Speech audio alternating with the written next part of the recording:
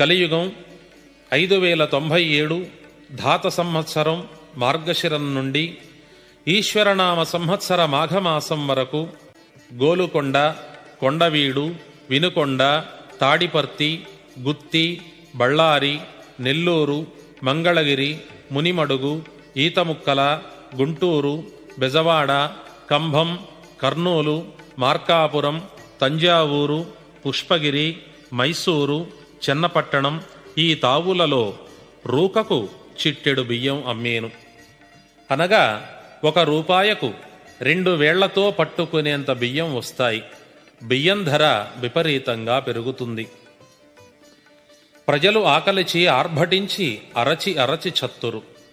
18 వర్ణాల వారు మద్యమాంసములు భుజింతురు. పశు నష్టం, పంట నష్టము జరిగేను. విషగాలి వలన, అగ్నిపర్వతముల వలన, గాలివానల వలన, ప్రళయాకారములైన యుద్ధముల వలన, కొండ శిఖరములు విరిగి పడుట వలన, ప్రాణములు లేని బండ్ల వలన, వరదల వలన ప్రజలు వేలాదిగా సమసిపోయేరు.